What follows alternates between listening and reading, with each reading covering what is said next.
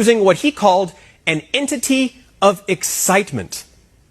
And then Bright tops it all by suggesting, it's not too crazy to think there could be an outbreak of a novel avian flu virus from China, and they could then use that to make a global mRNA vaccine to be tested out on the public.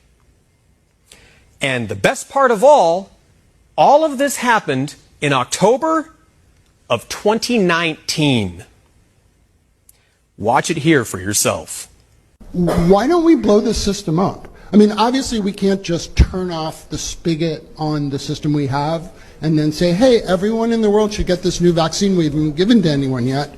But there must be some way that we grow vaccines mostly in eggs, the way we did in 1947. In order to make the transition from getting out of the tried and true egg growing, which we know gives us results that can be, beneficial. I mean, we've done well with that, to something that has to be much better. You have to prove that this works, and then you've got to go through all of the clinical trials, phase 1s, phase 2s, phase 3, and then show that this particular product is going to be good over a period of years.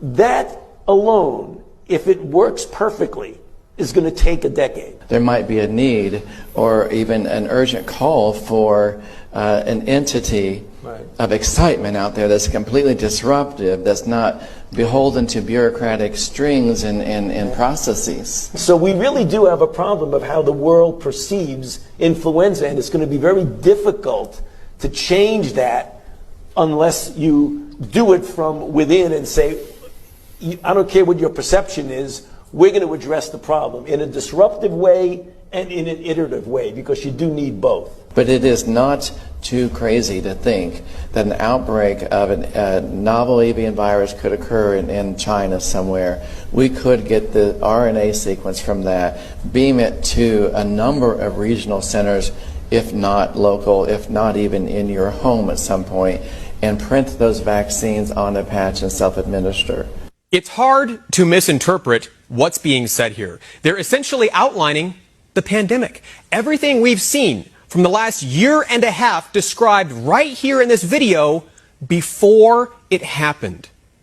And this isn't the first time Fauci has gone on the record to apparently broadcast his intentions about the pandemic. Back when President Trump first took office, Fauci came out with a suspiciously prescient prediction that a major viral pandemic I got a COVID test at a place.